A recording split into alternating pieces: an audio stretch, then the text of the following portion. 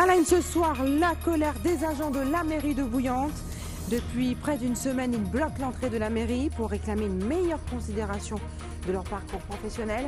Les explications de Karen Diama et de Patrick Curie sont à venir. Et la soufrière émet des gaz toxiques depuis quelques semaines. L'Observatoire volcanologique et sismologique de Guadeloupe a lancé l'alerte.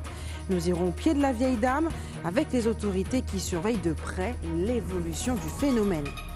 Et le parc national de Guadeloupe lance un projet pour préserver l'état des rivières fortement polluées. Un plan baptisé Protégé. Les grandes lignes ont été révélées à la presse aujourd'hui. Anne-Elisabeth Arsène et Moïse Dexter nous donneront les détails de ce plan. Et puis le roman documentaire sur le Blumidum, Pays en nous, se décline sous la forme d'une exposition visible à la bibliothèque universitaire de Fouillol. Une autre façon de faire comprendre les tenants et les aboutissants de cet exil de milliers d'Antillais vers l'Hexagone. Bonsoir et bienvenue sur ATV Guadeloupe. Je suis ravie de vous retrouver ce soir. Avant de parler de tous ces titres justement, c'est demain, mardi 15 mai, que nous, salariés et personnels d'ATV, seront fixés sur le sort des 3 antennes Guadeloupe, Martinique, Guyane. La présidente du tribunal de commerce de Fort-de-France rendra alors son délibéré en fin de journée. En cas d'une liquidation, sachez qu'ATV Guadeloupe, la Martinique et la Guyane disparaîtront du paysage audiovisuel et les fréquences seront d'ailleurs rendues au CSA. Dans le cas d'une reprise, la nouvelle direction reprendra la main afin de remettre le groupe sur les rails. Bien entendu, nous y reviendrons dans notre édition de demain. Et puis tout de suite, direction Bouillante. Les agents de la commune de Bouillante ne décolèrent pas. Mobilisés depuis la semaine dernière, ils ont décidé ce matin de bloquer les entrées de la mairie. Une poussée de fièvre pour contraindre Thierry Abelli à reconsidérer sa politique de gestion des carrières. Le point avec Karen Diama et Patrick Curie. Mobilisés depuis le 4 mai dernier, les agents grévistes ont pu rencontrer le maire de la ville dès le 7 mai suivant. Nous tenons, je crois, 10 points de revendication. C'est cahier nous. Et nous n'étions fait 6. Nous tombons d'accord les agents qui ont envoyé aller. Sans parler avec eux, sans discuter avec eux, sans faire un entretien pour y aller avec eux. Alors là, ils tombent d'accord, ils disent qu'il y a une décision. Avec les textes aussi, nous faisons. Ils disent qu'il y a tous les textes de loi, parce que nous, la commission, nous tenons ça qu'il faut bailler, et constater que les ressources humaines même défaillant. Alors ils disent qu'il y a sur décision, puis ils voient qu'il y a un cas. Une nouvelle rencontre devait avoir lieu le vendredi 11 mai, mais fut rapidement écourtée. Ils refusaient la rencontre là vendredi dernier, sachant que nous avons commencé à négocier, je crois, lundi. Lundi, nous commençons une négociation. Nous avons fait 6 points de négociation. Ils choisissent les dates et les jours. Et nous constatons, le vendredi arrivé, il dit qu'il n'y a pas à négocier. Nous avons discuté pendant 9 heures. Nous avons acté 6 points sur 9. Avec signature, donc sur les points sur lesquels nous nous sommes mis d'accord et sur lesquels d'ailleurs je pourrais revenir. À l'issue, je leur ai dit, ben voilà, puisqu'on a fait 6 points sur 9, j'ai moins que lundi, les services reprennent et on poursuivra la discussion. Ils ont refusé, donc je leur ai dit non, on a déjà fait 6 points sur 9. J'estime que par rapport aux difficultés qu'a vu la population par rapport à la fermeture de l'ensemble des services publics, ben, on va poursuivre quand vous aurez ouvert les portes de la mairie. En conséquence, certains services municipaux n'ont pu être assurés ce matin. On ne voit pas aujourd'hui qu'est-ce qui empêche de réouvrir les services publics pour permettre à la population et surtout à la communauté scolaire, puisque ce matin j'apprends que les écoles sont bloquées alors qu'on a 2 mois de la fin des écoles. Si les deux parties assurent être ouvertes à la discussion, aucun rendez-vous n'a été fixé pour l'heure. La grève sera reconduite demain. Et depuis quelques semaines, de fortes odeurs de soufre sont signalées au pied de la soufrière. Selon l'Observatoire volcanologique et sismologique de la Guadeloupe, les concentrations chimiques dans les fumerolles au sommet de la soufrière seraient en nette augmentation. Pas de quoi s'alarmer, mais les autorités restent vigilantes. Reportage Anne-Elisabeth Arsène et Moïse Dexter.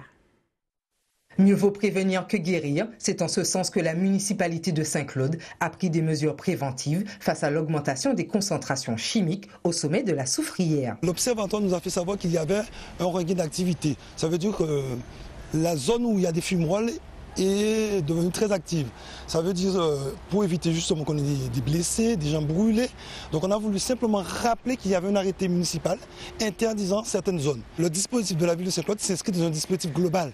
Et c'est le plan volcan qui est sous la responsabilité du préfet. Le préfet va déterminer en fonction du risque les mesures à prendre. Et la déclinaison communale, donc c'est le maire en chef de file de sa commune qui va réaliser les différentes tâches. Le maire nous a demandé justement d'afficher l'arrêté qui interdit justement l'accès dans les différents sentiers par rapport notamment au gazage, quand vous avez aux émanations de gaz. On a tendance à ne pas voir, à ne pas regarder, de faire très attention, respecter cet arrêté, parce qu'en cas de problème, eh bien, la responsabilité ne sera pas au niveau du maire, mais elle est au niveau directement, puisque l'information a été faite. Pour ces visiteurs, aucune gêne particulière émanant de ces gaz, même si l'odeur est bien présente. Je pense qu'aujourd'hui c'est un peu moins que d'habitude, mais non, ça allait, franchement l'odeur ça allait encore. C'est plus supportable que les sargasses, on va dire, le long de la côte. Par certains endroits, ouais, on passe dans des petites crevasses où ça sent vraiment, ça prend au nez mais c'est pas très long, enfin c'est pas très gênant longtemps et ensuite en montant, en haut on sent pas. En hauteur on sent pas du tout le soufre. Après il y avait beaucoup de vent et c'était très nuageux, très brumeux, donc peut-être aussi ça joue que sur le fait qu'on ne sent pas l'odeur. Par rapport aux odeurs, c'était pas trop gênant, on sent un mi-parcours un petit peu, mais après en haut on ne sent rien du tout. La ville de Saint-Claude, habituée à ces pics d'émanation de gaz, a d'ores et déjà pris toutes les dispositions nécessaires et travaille étroitement avec la préfecture et l'observatoire pour gérer au mieux son volcan, devenu quelque peu toxique. Et cette saison cyclonique 2018 s'annonce très animée. 12 à 15 tempêtes tropicales pourraient se succéder sur le bassin atlantique entre le mois de juin et celui de novembre, avec la possibilité que 3 à 5 d'entre elles deviennent des ouragans majeurs. Avez-vous pris ou pensez-vous d'ailleurs prendre plus de mesures pour vous protéger? Karen Diamin et Patrick Curie vous ont posé la question. On écoute vos réponses. Bon, on essaie quand même de se préparer, sachant de plus en plus, on dit que ça devient de plus en plus difficile. Donc on commence quand même à faire quelques petites provisions d'eau, arranger un petit peu la maison, consolider quand même les toitures. Eh bien c'est l'affaire de Dieu, hein. C'est Dieu qui décide. Hein. Nous on est là, on attend, on ne peut rien faire pour ça, c'est la nature. Hein. Par rapport à celle de l'an dernier, moi je l'ai subie très difficilement hein, parce que c'était la première fois que vraiment je voyais qu'est-ce que c'est un cyclone, comment ça se passe et je l'ai subi avec mes enfants. J'ai trouvé ça difficile. On a toujours préparé parce qu'après j'ai oublié le cyclone Marilyn. Là, on a condamné toute porte en nous, il a dit nous cyclone n'a viré. Alors moi à présent on dit madame arrête de condamner porte, arrête de condamner fenêtre. Et puis finalement si on a dit viré, tête à viré, il est arrivé au logis de Dominique. Enterré dans l'échelle, puis moi glissé, on restait pris en échelle là dans le pied. Mais madame m'a dit, mais longtemps pas vraiment Marion. Pensais qu'avant tout, ma tête en bas, pris en échelle là. Où ça peut dépendre, moi il faut aller l'échelle. Alors on a préparé. À préparer. Alors je vais commencer à me préparer vers juillet, août. Je vais refaire mes fenêtres en bois. Mais sinon, pour l'instant, là, pour aujourd'hui, ce n'est pas encore dans mes projets. Mais juillet, août, je verrai pour ça. Bon, je ne sais pas encore, mais je vais me préparer pour le mois de juillet. Je vais essayer de me préparer. Pas essayer, je vais me préparer. Non, madame, jamais. Pourquoi? Ah ben, parce que c'est comme ça. La seule chose que j'essaie de faire, c'est de protéger mes bêtes. Un point, c'est tout. Le reste, c'est la volonté de Dieu. Point très bas. Et puis autre préoccupation, l'état de notre biodiversité. Elle est très impactée par les différentes pollutions, on le sait, chlordécone ou encore le glyphosate.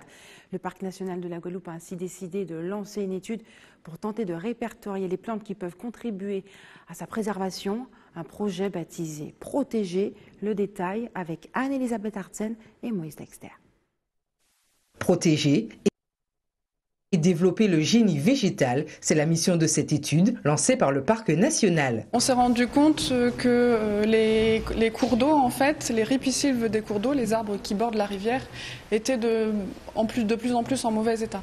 En particulier parce que pour protéger les habitations chez des gens, on met des enrochements en fait en bord des rivières. Et on a décidé donc à travers protéger, qui veut dire promotion et développement du génie végétal sur les rivières de Guadeloupe, de changer la manière de faire les travaux en cours d'eau, de ne plus utiliser du béton et de l'enrochement, mais d'utiliser les arbres qui font ça naturellement dans les rivières, dans le cadre des travaux. Chargé de réaliser cette étude sur le terrain, l'ONF vient de présélectionner les espèces adéquates. La plupart des espèces qu'on a présélectionnées pour les utiliser dans le génie, puisque ça va être testé dans le futur maintenant, sont des espèces qui sont très communes, que les gens connaissent très bien en fait, parce que ce sont pour la plupart des espèces qui sont très plastiques, c'est-à-dire qu'on peut voir dans beaucoup d'environnements et qui sont vraiment capables de s'adapter ensuite aux conditions dans lesquelles on va les planter. Donc ça va parler aux gens. Il y a le poidoux, il y a le bois carré parmi les arbres qui sont des espèces que les gens connaissent bien, qui poussent assez facilement et qui vont être probablement faciles à implanter. Il y a parmi les arbustives, il va y avoir des espèces comme le pompeau rose, qui est une espèce qui n'est pas décime mais qui peut être intéressante malgré tout. Et dans les herbacées, on a différents types d'espèces. La biodiversité fortement impactée par les divers barrages ou autres pollutions continue donc à décroître chaque année. L'objectif du parc national est donc de rétablir un équilibre naturel pour nos barrages et nos rivières. Et prenons maintenant la direction de la Guyane avec cette affaire qui émeut tout le pays. Victime d'intrusion à son domicile à plusieurs reprises par le même individu, un Guyanais, André Maes, a décidé de se faire justice. Il a abattu cet homme qui avait pris pour habitude de s'introduire chez lui. Aujourd'hui, c'est devant le tribunal de grande instance qu'il doit répondre de ses actes. Il a tenu à s'exprimer devant la caméra de Pierre Trifou d'ATV Guyane. On l'écoute. Quelqu'un était introduit chez moi, quelqu'un est venu chez moi. Un jour à 4h du matin, il vient me voler, puis j'ai tiré des coups de feu, puis il y a le mort 2 semaines après, et puis du coup, je me suis suivi, quoi. Et bien, du coup, je me suis convoqué pour voir le médecin psychiatriste, c'est ça. Donc ça a été bien passé, on m'a posé 2 questions, au moins une quarantaine de questions, mais ça a été vite, vu qu'il y avait quelqu'un devant et tout, donc il m'a posé les questions rapidement, puis moi j'ai répondu rapidement, et puis du coup... Il m'a posé des questions qui m'a fait chier. Il m'a posé des questions, une seule question au moins 3 fois pour m'énerver, vous comprenez? Mais du coup, j'ai tué mon sang-froid et puis du coup, ça a bien passé. Et restez sur ATV Guadeloupe. Dans quelques minutes, mémoire, une exposition pour mieux comprendre le Bumidum. Et puis, vous saurez tout ce que vous réserve la première édition du tournoi international U19 Région Guadeloupe qui va bientôt débuter. Avant, la bibliothèque universitaire de Fouilleul reçoit depuis ce 25 avril et ce jusqu'au 22 mai l'exposition Mémoire, 100 années de migration venue d'outre-mer, une exposition proposée par les auteurs de Pays en nous. On avait d'ailleurs reçu l'auteur de ce roman autobiographique et documentaire qui a récemment reçu le prix étudiant de la BD politique de France Culture. Reportage Yvon Lemar. L'exposition Mémoire, 100 années de migration venue d'outre-mer propose aux étudiants un parcours à travers 16 tableaux pour mieux comprendre le Bumidum. Quand Madame Jessica m'a envoyé son document support, j'ai trouvé que c'était une très belle exposition puisque c'était le fruit d'un travail de recherche et l'université c'est aussi pour mettre en avant le fruit des recherches. C'est un lien à faire pour savoir aussi qu'on fait des belles choses et qu'on n'est pas obligé de partir pour pouvoir se réaliser, mais même si on part pour apprendre, pour se faire de l'expérience, l'essentiel c'est de revenir chez soi pour apporter une valeur ajoutée aux choses. Au-delà de l'exposition, d'autres actions autour de ce thème sont prévues. Nos jeunes pensent que l'avenir est ailleurs. Et donc, c'est comprendre pourquoi. C'est un processus. L'environnement fait qu'on pense que puisque ça a toujours été comme ça, l'avenir est ailleurs.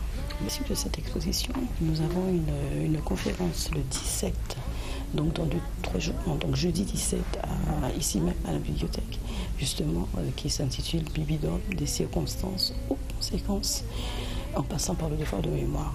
L'exposition Mémoire, 100 années de migration venue d'outre-mer est visible jusqu'au 22 mai à la bibliothèque universitaire du campus de Fouilleul.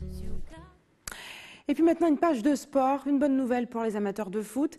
Ce matin a eu lieu la conférence de presse de présentation de la première édition du tournoi international U19 Région Guadeloupe à l'espace régional du Rézé. Un nouveau tournoi pour les moins de 19 ans qui se tiendra du 18 au 21 mai. Le détail avec Yvon Lemar. Cette première édition du tournoi international U19 Région Guadeloupe réunira des sélections de la Martinique, Guyane, Haïti, du Costa Rica, de Trinidad et Tobago et de la Guadeloupe. On a eu des détections depuis le mois de février où on a ratissé large, on a divisé l'archipel en plusieurs secteurs, du nord au sud, au centre. Et on a demandé à chaque éducateur des U19 de nous envoyer les 4 ou 5 meilleurs joueurs. Et on faisait des détections tous les mercredis dans différentes localités de la Guadeloupe. Et on a vu quand même plus de 100 joueurs. Et aujourd'hui, pour en retenir 18 pour le tournoi.